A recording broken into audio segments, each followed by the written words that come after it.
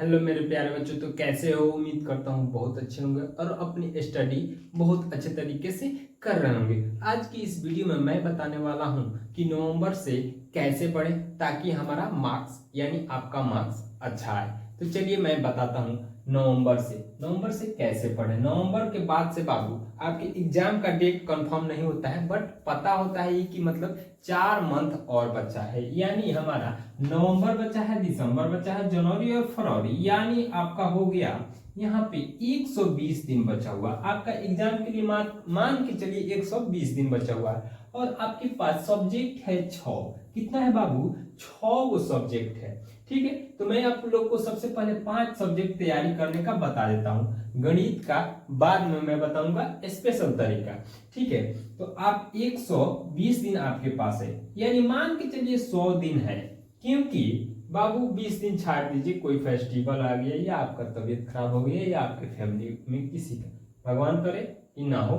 ठीक है, चलिए, तो आपके पास 100 दिन बचा हुआ है। ठीक है, आप क्या कीजिए, सबसे पहले सब्जेक्टिव पे ध्यान दीजिए। सब्जेक्टिव पे मान के चलिए एक दिन आप 3 सब्जेक्टिव कीजिए। ठीक है बाबू, कितना सब्जेक्टिव कीजिए?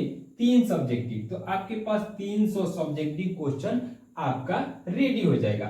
उसी दिन क्या कर लीजिए, उसी में से 10 सब्जेक्ट ऑब्जेक्टिव कर लीजिए ना बाबू, डेली, रोज। ठीक है, ऑब्जेक्टिव डेली 10 कर लीजिए, तो आपके पास बाबू 1000 ऑब्जेक्टिव क्वेश्चन हो जाएगा और 300 सब्जेक्टिव क्वेश्चन हो जाएगा।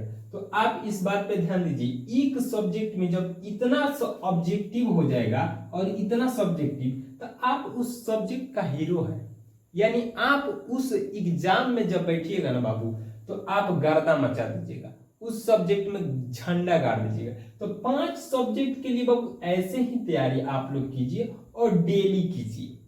और मैं बता दूं आप लोग को, ये जो 5 सब्जेक्ट है ना बाबू, इसको सेम करना है। और मैथ जो है आप लोग का, गणित जिसको बोलते हैं गणित, बाबू गणित जो है ना एक थोड़ा कठिन वाला सब्जेक्ट है, बट इसको क्या करना है, मैं स्पेशल कुछ इसके बारे में बता रहा हूं, वैसे ही आप लोग को डेली रूटीन में लाना है और आप लोग को तैयारी करना है नवंबर से। देखिए, सबसे पहले आप लोग फॉर्मूला पर ध्यान दीजिएगा। फॉर्मूला रिवीजन बिल्कुल करते जाइएगा, मतलब पहले याद कर लीजिएगा, उसके बाद से क्या कीजिएगा, रिवीजन डेली कीजिएगा। तो इससे तो आप लोग का 15 नंबर कंफर्म हो जाएगा। ऑब्जेक्टिव या सब्जेक्टिव जैसा भी फॉर्मूला है आप लोग को आएगा ही आएगा 15 नंबर का। तो अगर फॉर्मूला याद करते हैं टोटल सब्जेक्ट पूरा मैथ का, तो आप लोग का 15 नंबर कंफर्म हो जाएगा। और यहाँ पे गणित में मतलब आपके मैथ में मात्र 15 चैप्टर मतलब 15 चैप्टर ही होता है, जिसमें आप लोग का कितना 380 क्वेश्चन होता है। जैसे एक नंबर में मान लीजिए 4 क्वेश्चन है, तो वैसे नहीं, एक नंबर का क्वेश्चन मान के चलिए 4 गो है, तो 4 को नहीं गिनेंगे, एक एक करके, तो 380 क्वेश्चन हुआ।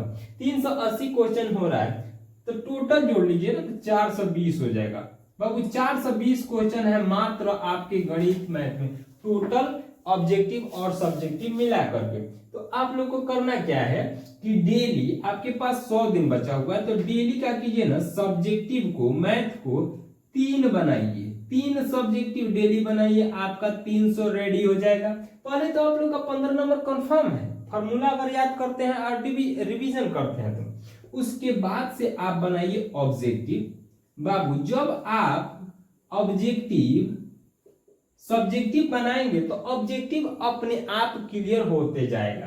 तो सबसे पहले आप लोग डेली रूटीन में आप क्या कीजिए कि 3 गो ना सब्जेक्टिव क्वेश्चन बनाइए, 3 गो डेली क्या कीजिए, ऑब्जेक्टिव क्वेश्चन बनाइए। तो उसमें से आपको 5-6 सब्जेक्टिव ऑब्जेक्टिव क्वेश्चन तो मिलेगा ही मिलेगा, बट आपको क्या करना है, डेली रूटीन में ऑब्जेक्टिव क्वेश्चन 10 को रट लेना है भाई, रट लेना है। तो आप लोग का बाबू ना जब 1000 ऑब्जेक्टिव क्वेश्चन और 300 सब्जेक्टिव क्वेश्चन रटा हुआ रहेगा ना बाबू, रटा हुआ, तो आप बाबू उस एग्जाम के लिए एकदम हीरो हो जाओगे, जिसे बोलते हैं हीरो। मतलब आप 95% ला सकते हो, बट आप लोग का ये फॉर्मूला और ये जो हमने रूल बताया जिस हिसाब से ऑब्जेक्टिव सब्जेक्टिव वाला ऐसे करना पड़ेगा।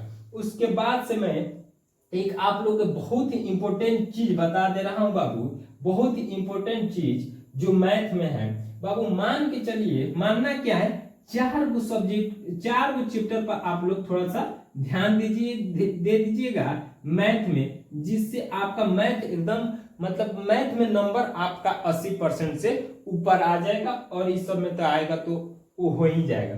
आप लोग सबसे पहले क्या करिएगा, बहुपद पे ध्यान दे दीजिएगा, बहुपद, ठीक है बाबू, बहुपद।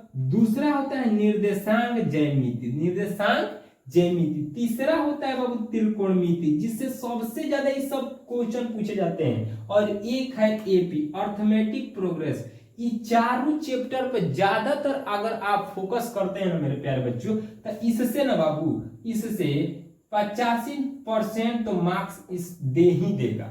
बट आप लोग को इन चारों चैप्टर पर ज्यादातर ध्यान दे देना होगा मेरे प्यारे बच्चों। ये सीक्रेट बात था, ठीक है। आप लोग ज्यादा से ज्यादा अपने दोस्तों में शेयर कर दीजिएगा, क्योंकि ये सीक्रेट बात है, ज्यादा बताया नहीं जाता है किसी को, दोस्त को ही बताया जाता है, ठीक है। तो उम्मीद करता हूं आप लोग को यह वीडियो समझ में आया होगा। अगर अच्छा लगा हो वीडियो तो लाइक कर दीजिए, चैनल पर नया तो चैनल को सब्सक्राइब कर दीजिए, और अपने दोस्त साथी सभी के पास शेयर कर दीजिए।